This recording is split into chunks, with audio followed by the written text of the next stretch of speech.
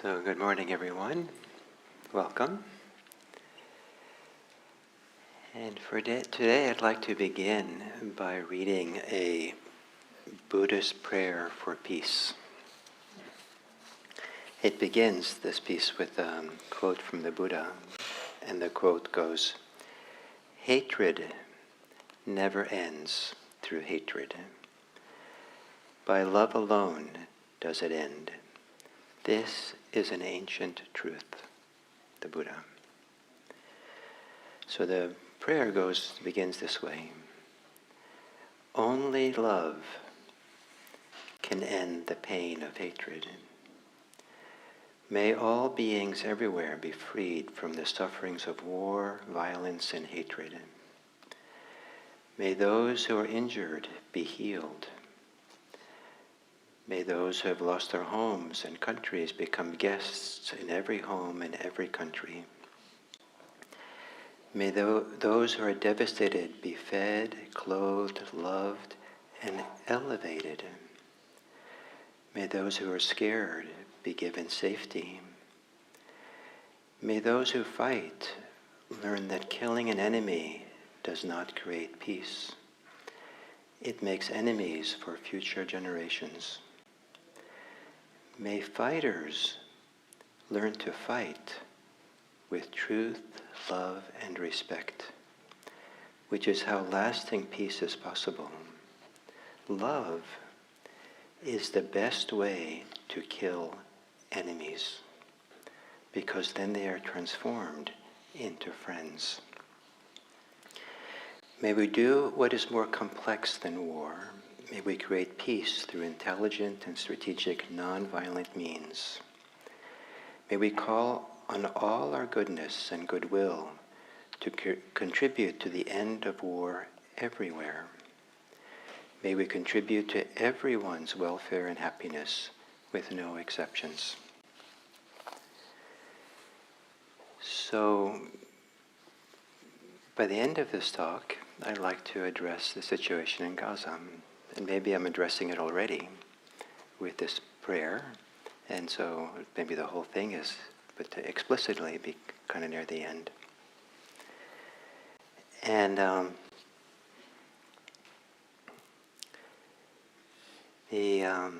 so I grew up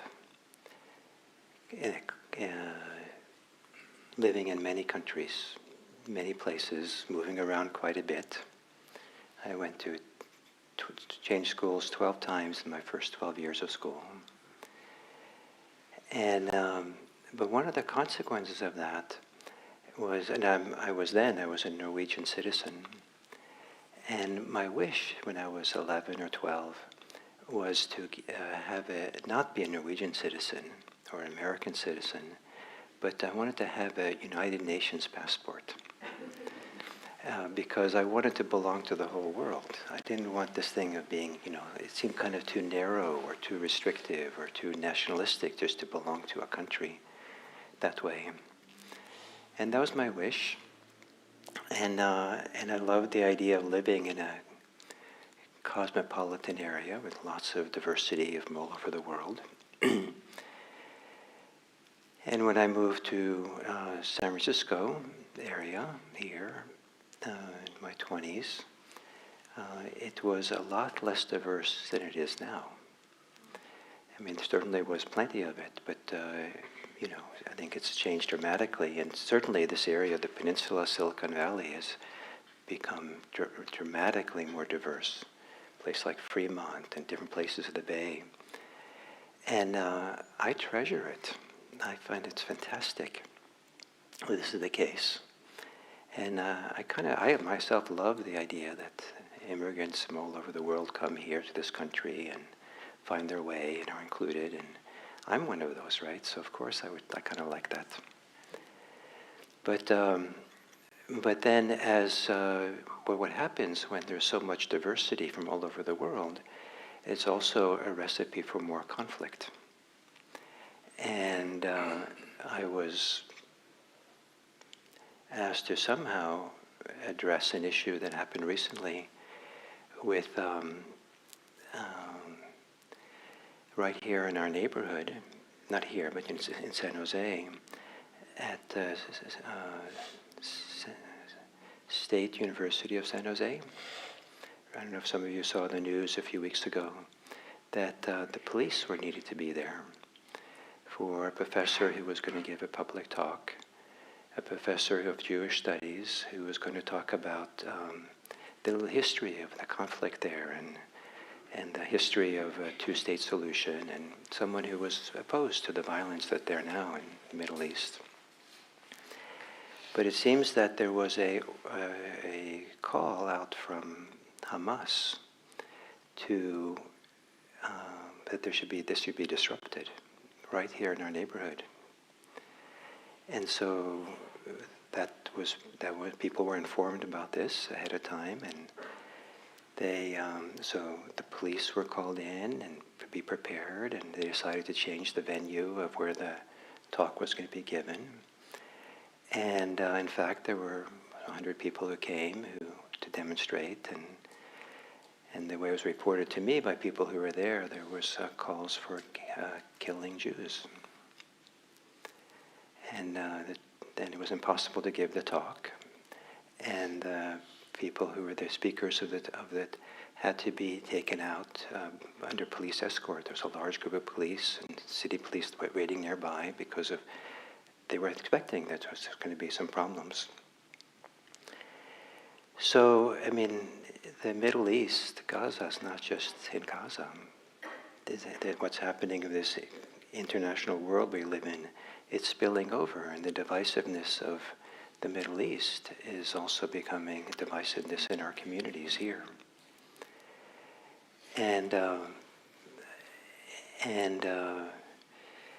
so somehow, it's coming home. I felt like, oh, it's here in our communities as well. And so how do we address it? How do we live with it? How do we take it into account? How do we understand it? And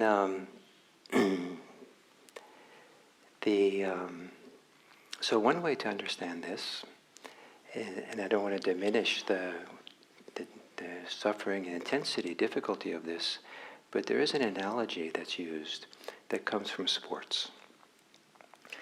And that is that there are fans of teams that are playing a sport like baseball or football, where there are referees or umpires who have to make the call when someone is, done a foul or stepped off line or something. And sometimes the people making that call, referees, umpires, make a bad call. Or sometimes it's a little bit ambiguous, maybe, depending on the angle which you see it or something. And the phenomena is that if the umpires make the wrong call,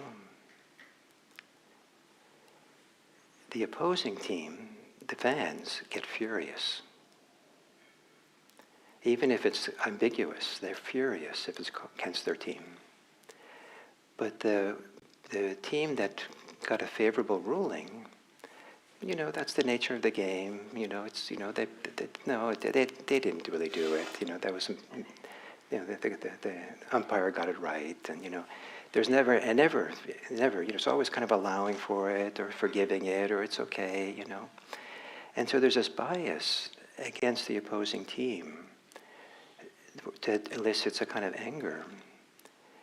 But there's a kind of hypocrisy in that, because for the home team, one's own team, that people are willing to forgive them more or see it differently or don't see it. It's not as a big deal, or it's not so serious. It's not an ethical thing so much. So this happens with politics. It happens with war between countries and people. And there the issues are much more intense, because it isn't just simply the winning and losing of a team, but it ties into people's core feelings of safety, core feelings of identity, of who they are as a people, core issues of the suffering that they have gone through for maybe generations. My father-in-law, who was in the Nazi concentration camps, Jewish man who was a teenager, was in the camps, and with his parents. His parents didn't survive, but he survived, Bergen-Belsen. and barely survived. And that was pretty challenging for him the rest of his life. And he died 70 years or so after being released from the camps. And I knew him right up to the last day of his life. And the intensity of that experience was with him 70 years later. He carried it with him to his death. So the suffering that goes on, and I don't know how much is carried over into his children, my wife, my children have a grandfather who was in the camps. Sometimes I wonder if it's more intense for them to have heard the stories than it is for me, because I married into the family. It's maybe a little different. I don't know if it's a little different or not, and my kids are relatively young. So the suffering that we carry for so many years, and so the suffering of Jews in Israel, I think, what happened in Germany, now it's 80 years ago and more, is still alive.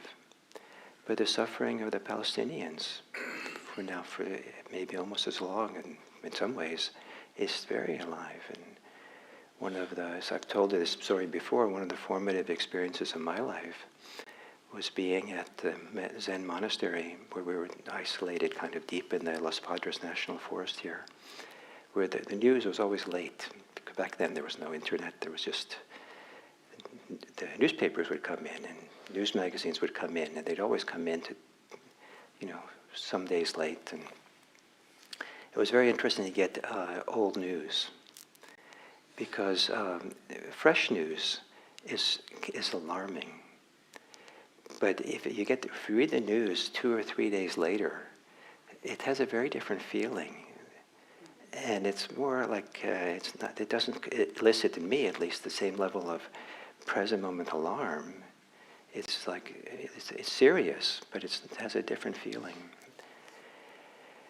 But anyway, there was a Time magazine that came in, and I was in the middle of a 3-month retreat, so I was pretty open, quiet, receptive in a very different way than you are running around town.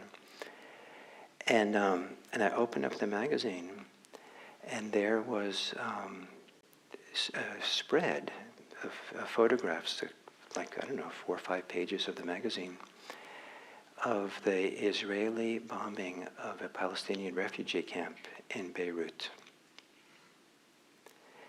And I told that story here once, and a man who was sitting over in that corner turned out that he lived across the street from the refugee camp at that time.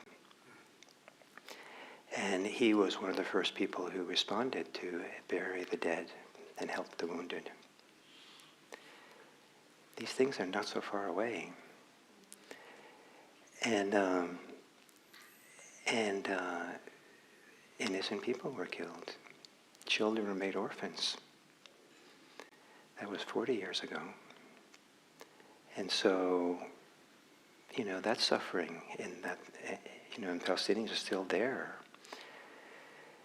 And that's just one example. And there's examples on both sides. They're pretty dramatic. So the idea that, you're rooting for your own team and willing to overlook what your team does, I think makes more sense when the stakes are so high.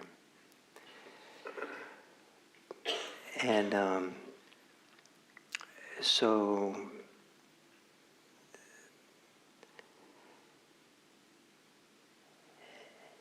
and I've been to Israel, and I was stunned to hear the animosity that some Israelis had for the Palestinians. Stunned. I went into the government tourist agency in Jerusalem, and the person behind the desk called Palestinians dogs. I thought, wow, how could this be? And I've been stunned by the hostility of Palestinians and Arabs towards the Israelis. It's just unbelievable that people carry so much hatred. And hatred doesn't work. Hatred produces more hatred. When you hurt people through violence, they will hate. It's so easy, so obvious, almost as a way of protecting oneself or wanting revenge. And so it continues, the cycles. And I think the Middle East, isn't that the representative for centuries, millennia, of the cycles? Sometimes I'm so surprised that they haven't learned the lesson, because it doesn't seem to have worked. Violence, it just goes on and on, so is there an alternative to hate? Is there an alternative to demonizing other people? And as long as people buy into this demonization that the politicians do, that societies do, they can't really find a way forward. It's not going to be possible. It means you just keep, it's in annihilation, pushing people away. So this, and so this phenomena, the sports phenomenon, I've done this thought experiment in my mind of wondering if the Palestinians somehow or other magically had the upper hand right now, and we're doing to Tel Aviv, doing to Israel what Israel is doing to Gaza, I think many people in the United States would be absolutely horrified and angry and upset, would probably be justifying the United States coming in with soldiers and defending Israel.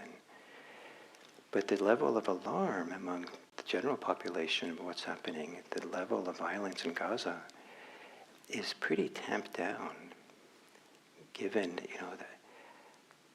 just a phenomenal. I mean, it's just unbelievable that over 30,000 people and civilians have been killed.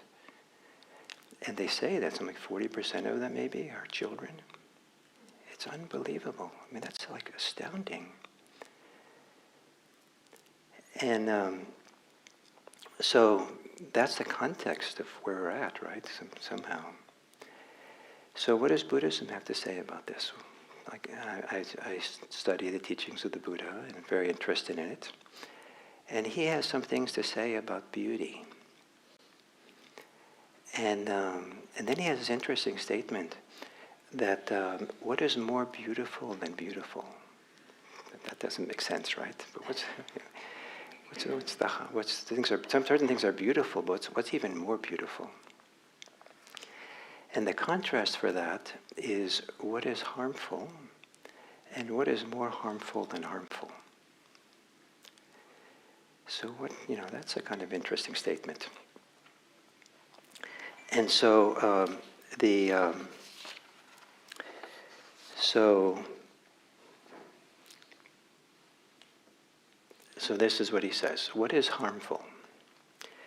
Killing, taking what is not given, sexual misconduct, speaking falsely, speaking divisively, speaking harshly, speaking pointlessly, being avaricious, having hostility. These are all harmful. And what is more harmful than harmful? Encouraging others to kill, encouraging others to take what is not given, encouraging others to be involved in sexual misconduct, have others speak falsely, speak divisively, speak harshly, speak pointlessly, be greedy, be hostile. So any encouragement, being a catalyst, support for other people to be this way, that's even more harmful, maybe because the harm grows and maybe even expands exponentially at some point. So then the Buddha said, what is beautiful? And the word for beauty, kalyana, also can mean excellent, a certain kind of, but it's a moral beauty, it's a moral excellence that's being talked about. You'll see now. So what is beautiful?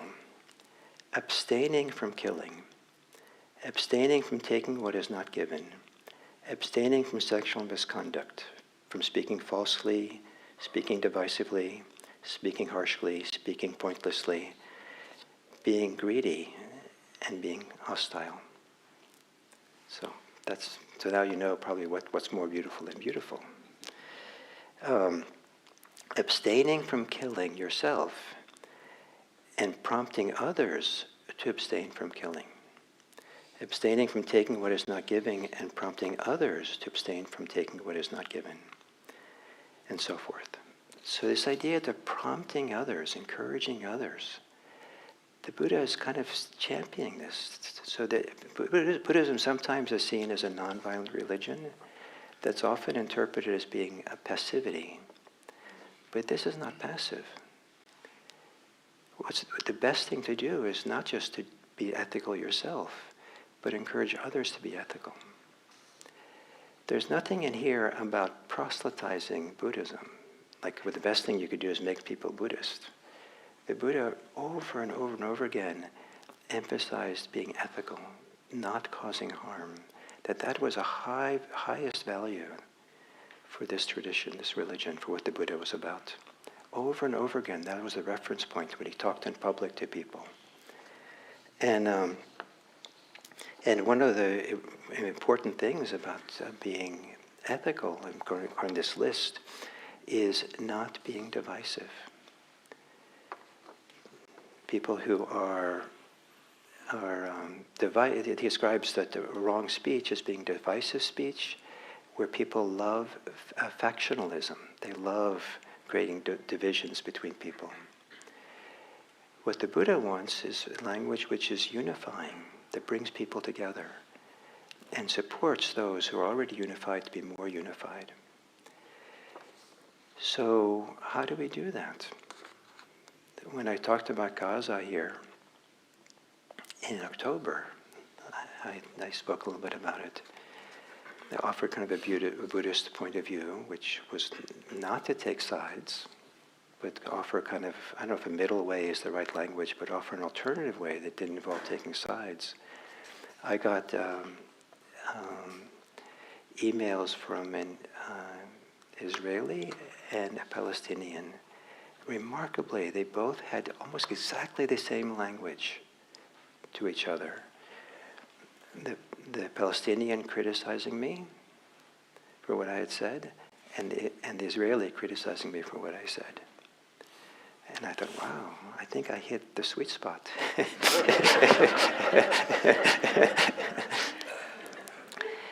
And so, maybe what was at play there was the sports analogy, right? That these people hear it a different way, and and are waiting to hear something that's for their side, really explicitly. But is there a way of not taking sides? Is there a way of, and I talked about back then about the example of Thich Nhat Hanh, who was a peace activist during the Vietnam War. He wouldn't take sides, and he'd be in the division, literally geographically between the two opposing war sides, Northern and South Vietnam. And neither side trusted him. They were all angry with him, thinking that he was part of the other side. If you weren't with us, then you're not. If you're not with us, then you're against us. And so this is so hard to have this middle line.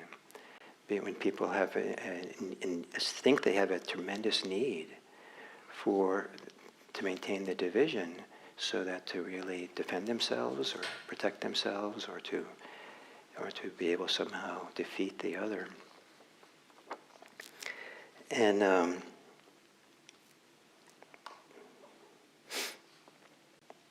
the Buddha said somewhere else, he said, among the types of beneficent conduct, among the best is prompting, settling, and establishing an unethical person in ethical behavior.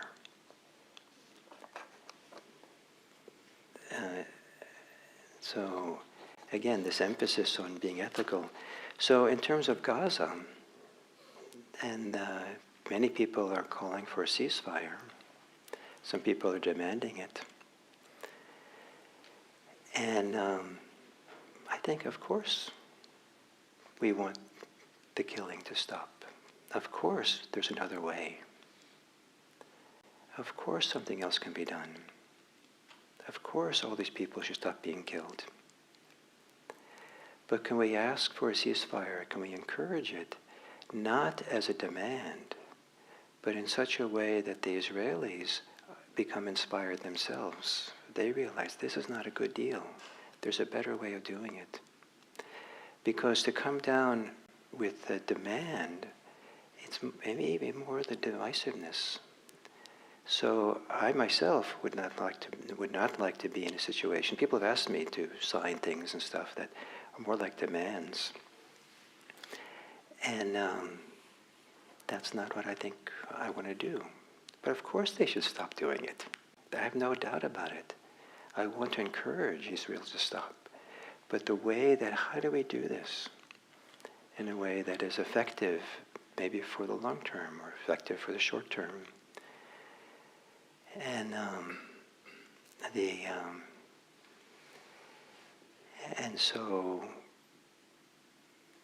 but it's an act. It's for some people. It's very difficult to imagine in an alternative way. The imagination. It challenges the imagination that there's any other way besides violence for some people. That's the only way you can get your way, and it has to be that way. And is it that really the case? And is it to the degree, the violence to the degree that's what we're seeing it is in Gaza right now? I mean, these are really important questions.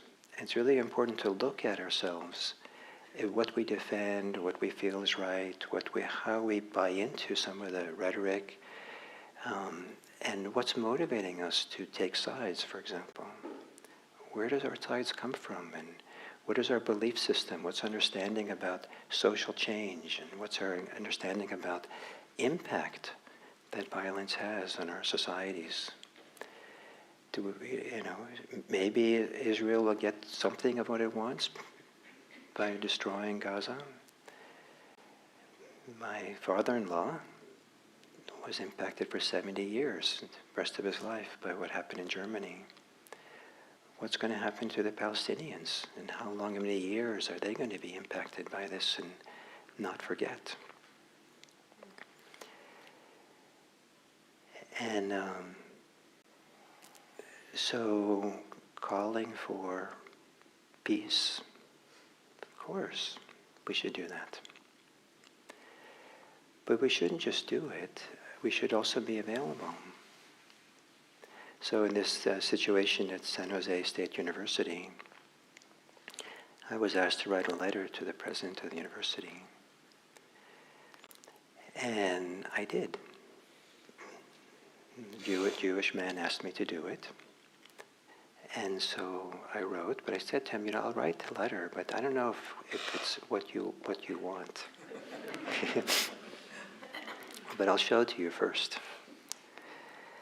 And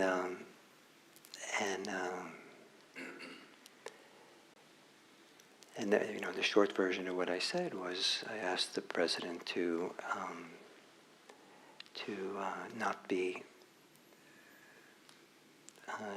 asked her to be impartial, to be concerned for the welfare and happiness of everyone on our campus, and including the ones who she hadn't been caring for yet. But then I said, I presented myself as a local minister. And I said that, and if I could be of help to you for this process, let me know. So how do we help? What do we do? The final thing I'll say about this is that there's been times, very important moments in my life that I was changed by what happened in the world in fundamental ways. So the time at Tassajara, when I saw the bombing of the refugee camps in Beirut, that was a huge impact on me, partly because I was in the monastery and on retreat, partly because I had been to Beirut as a child, so I knew the place, partly because I grew up, part of my growing up in my cosmopolitan moving around was I lived on the edge of the Mediterranean, in Italy, and so it's just down the corner, around the corner, Beirut, and it's just kind of part of all the same world. So to see my own world being bombed was such a big impact on me, and it changed me. And part of that change is why I'm here today.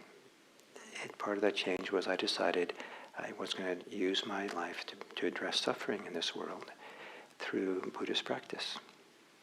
And I thought for me, this was the way that I wanted to do it, because I felt it was the only thing I knew in my life that touched the root causes of suffering in a human being. And I was going to do other things to try to support the world, but I felt that if I did the other things, I wouldn't actually be able to touch the very root of suffering in human beings. And I didn't think I'd be effective as a Zen priest, or Zen monk, but at least I was trying to address the core issues of suffering, the attachments, the deepest attachments we have. So that took me in this direction. Before that, the big impact on me was when I went to first 2 years in college was at the University of California of Santa Barbara. And I was there right after there was this huge oil spill, one of the biggest, maybe one of the first biggest oil spills in the country. And that had a big impact. And going to school right after that and taking classes in environmental studies had a big impact on me. And that was a catalyst for me to really want to live a life, adult life, of try to address some of the problems of our society. And I was going to become an environmentalist. So I got a little bit sidetracked. A different kind of environment. And then the next one that had similar impact on me was 9/11. And so this is what I want to tell you this for a particular reason, is that so that was huge for the country. For those of you who remember it, it was huge, a big impact. And I'd seen similar things, not of that magnitude, happen where it kind of seemed like everyone went back to business as usual. Things didn't really change. And I thought, this can't happen this time. This is so big that I have to be different. Something has to change. I felt like I would do a violence to myself if I wasn't changed by 9/11. So I spent about 9 months thinking, how am I going to be different? What am I going to do that's different? And then I decided that what we would do, we would create a Buddhist chaplaincy training program. Didn't address the issues directly of 9/11, but it addressed the issue of addressing suffering in our society in a very different way. And so the Satya Center for Buddhist Studies that I helped founded in 1997 was mostly doing classes in Buddhist history, philosophy, practice. He said, that's not enough. We have to do something that addresses the conditions of our society. So we created a Buddhist chaplaincy program, and that's been going on now for 22 years. And we've trained hundreds of people in chaplaincy, and I call it a pyramid scheme for joy. Because all these people go out into hospitals and prisons and hospices and homeless situations and do this wonderful, compassionate work. It's really, really a great thing. And that's growing and been very successful. It's actually doubled in size in the last year, and that's going well. So that was a change. The reason I'm telling you this story is because for me personally, I feel what's happening in Gaza right now is of the same magnitude. And I feel I have to be changed by this. I can't respect what the impact and the value of this and just go back to this. But I don't know what to do. I can give a talk about it now, but that's not enough. So I'm wondering, but it took 9 months last time to know. So people are demanding that, some people demand that I do things. And that's not how I operate. But so I don't know. I'm watching, listening, being present for all this, seeing what will I do? How will I be different? What will I do? something has to change. So now you know what's more beautiful than beautiful. Maybe it's complicated ethically, what's going on in Gaza for many of us, for many of you, and exactly what the ethics of it are and how you understand it is maybe a difficult thing to sort out and figure out. But even so,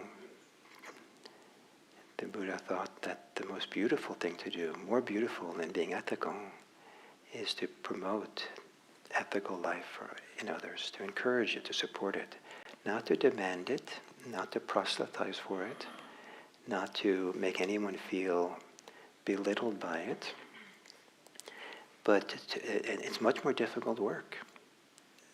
The work of somehow inspiring others to live ethically. I think that's the movement for the Buddha.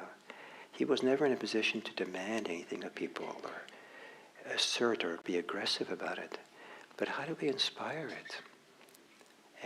A more ethical world that we live in. And I think it can be done, but I think it's a very sophisticated thing to do.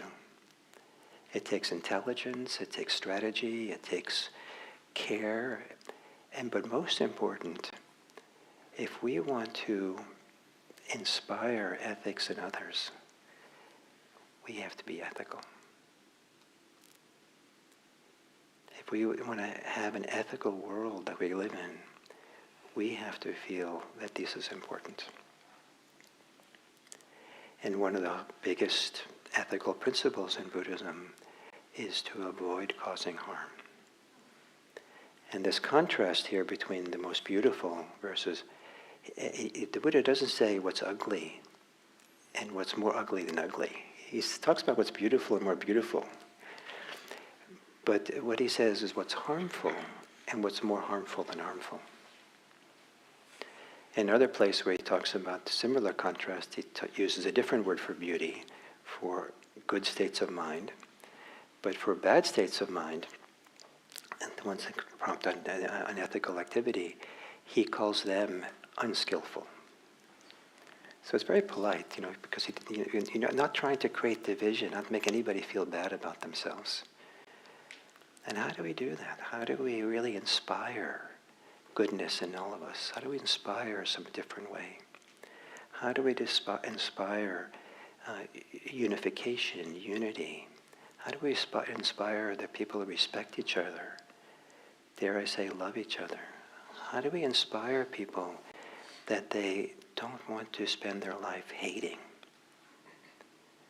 What does it take? So I'll read that. To end, I'll read the poem by the Buddha. Hatred never ends through hatred. By love alone does it end. This is an ancient truth. So may you love. May love be at the center of our practice, for yourself, for others, and even for your enemies. And this prayer, I think, is a very powerful statement for me, that yes, if you want to fight and kill your enemies, there's a way of killing them. You love them so much they become your friends. They're no longer your enemies. Like the enemy has been killed, but you didn't kill the person. You transformed them. May we transform our enemies into our friends in this process. So, thank you.